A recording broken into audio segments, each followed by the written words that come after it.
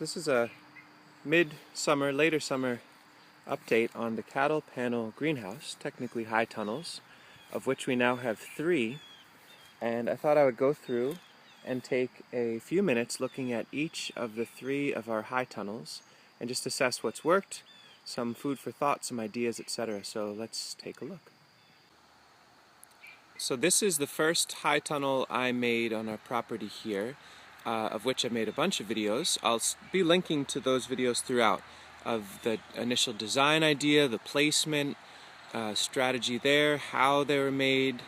None of this stuff is very technical. I had no real knowledge. It was just a couple videos that I saw that inspired the basic design. These are 4 cattle panels, and again with new greenhouse poly, it came in at about $1 a square foot.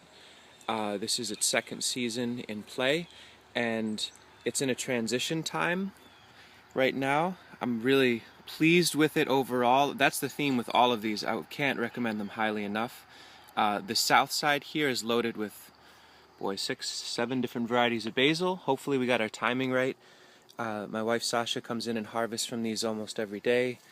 We've got holy basil and curly basil and purple basil and all these other beauties in here. They, believe it or not, they almost never get watered. Once in a while I'll go in and give it a really deep watering, and I'll talk about strategy there. These high tunnels get almost no water and they work out pretty well for us. So the hope is that we get some basil into the fall. We also have on the south side here hot loving Bolivian rainbow, which is one of our favorite hot peppers. We base a lot of hot sauces off of that. It's an old open pollinated variety. Those have been working well. One thing I will say is wherever there's not high density of plants, we have to water more. This actually dries out. So really what I should be doing is sowing under here and getting established beets and different crops that we want to have through the winter. So that's the work for the next few days. I'm going to soak this down really thoroughly with compost tea and get this seeded for our fall crops. But there's some more Bolivian rainbow. And then we're trialing Myoga, I think that's how you say it, ginger. It's supposed to be a zone 7 hardy ginger. I'm really crossing my fingers that that'll work in here, because this rosemary, which is a zone 8 perennial, overwintered for us. So I'm starting to dot these high tunnels out with more and more perennials that are marginal for our landscape in the hopes that they can get some traction. So this rosemary will harvest back a bit, maybe even tie it back. All of this space has been cleared out now and soaked. I'm going to wait for the first round of weeds to come up. This was all in greens throughout most of the summer, and now we're going to set it back to that for the fall. I'm trying to break up whatever weeds there are there. So the goal for this year is to really get the timing right, to have really good fall and winter crops in this space. And you can see on this far end we've got more ginger, patchouli, passion flower, and oca. Patchouli I can't expect to overwinter at all. It's like zone 11. We'll dig that one out. But it's just beautiful in my mind to have these little gingers popping up with a passion flower vine climbing, and ginger on the other side. And we'll fill in the other spaces with our more reliable annuals. I don't want it to all be experimental play. I want these to be functional spaces. But so far, so good.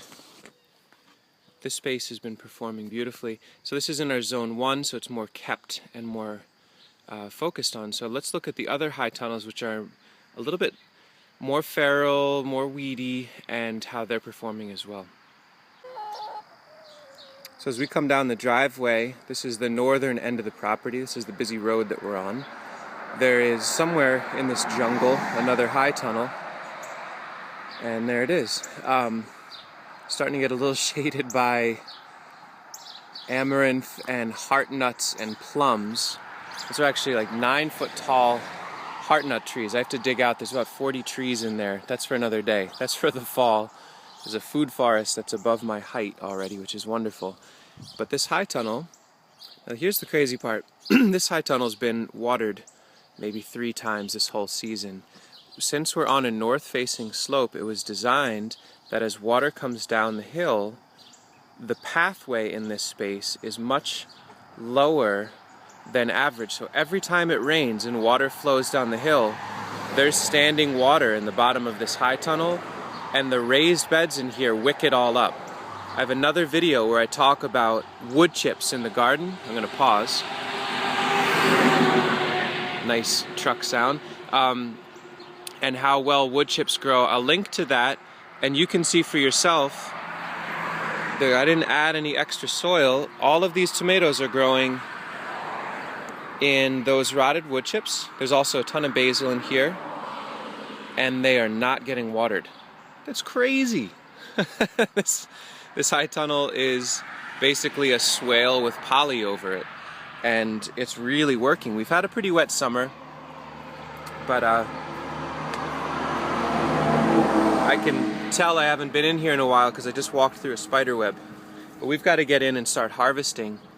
We managed the tomatoes at first for a little bit, but then it fell off the map, so we got to get through and actually start harvesting.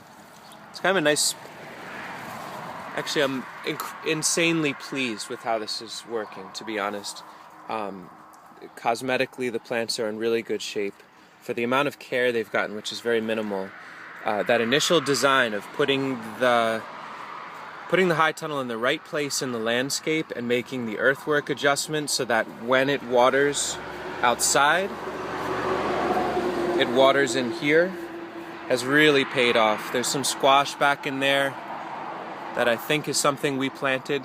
But we're gonna come back through here in the fall. We certainly won't grow tomatoes again in here. We're seeing a little bit of blight here or there with our wet summer. Certainly outside we see a lot of it, so it's in the air. And because we're close to the road, moving forward I'm going to use this to propagate my perennial nursery stock instead of growing food crops for us, just so we don't have any exposure to the road particles in here.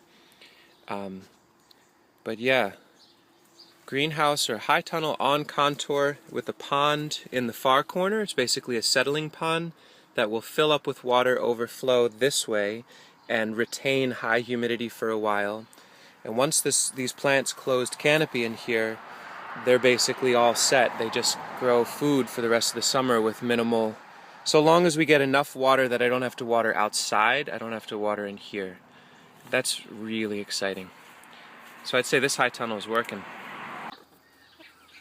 Now we go through the Jurassic Park in order to see the last high tunnel. This is the most feral spot. This is our chicken compost operation, etc. And this is another high tunnel. Again, all of these are built the same basic design, 4 cattle panels, and they all run east-west to maximize cross airflow. Now here's another one where the walkway again is dug out, and it's the end of there's a drainage that flows. I have another video called Winter Waterworking where I talk about this.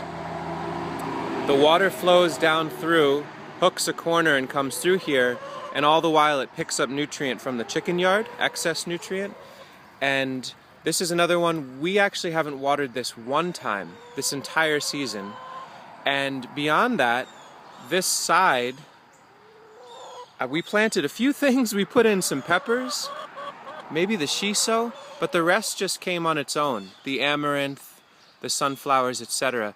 And since the ultimate goal for this space is to take the mesh off in the fall and to take this away in the fall and let this be a space that's for the chickens to be out of the weather in the winter, having amaranth and sunflower just means there's more food for the chickens. And once the tomatoes are out, we'll get all these vines out. We'll put them in their own compost away from everywhere else, just in case there's blight. But you can see they're cropping in there. I don't want to open it up because the chickens just bum rush this whole scene if I do. We sneak in there in the early morning or at night to harvest. But another space where the tomatoes are cropping. We managed a little bit in the early season, but this is certainly not a video on how to manage tomatoes on a trellis. It's pretty embarrassing. But it's a good reminder that if you don't manage them, but you've set the things in motion correctly, they may take care of themselves enough to at least give you a lot of crop for the effort you've put in. So this high tunnel with the least amount of management and care is still producing a lot, and there's a passion flower way in the back which we'll put a cage around to protect from the chickens and add a few more perennial elements in here.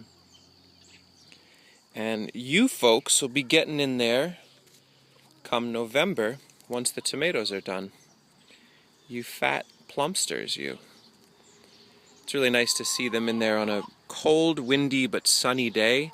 They can still lay in there and open up their feathers and get a sun bath, do a dust bath in the drier spots. So for $150 and being able to grow crops in the summer and protect them in the winter, I'm very happy to have this space. And it's also strategically placed to the north of the chicken area to not block any light for crops, and it also blocks our view of the road a little bit.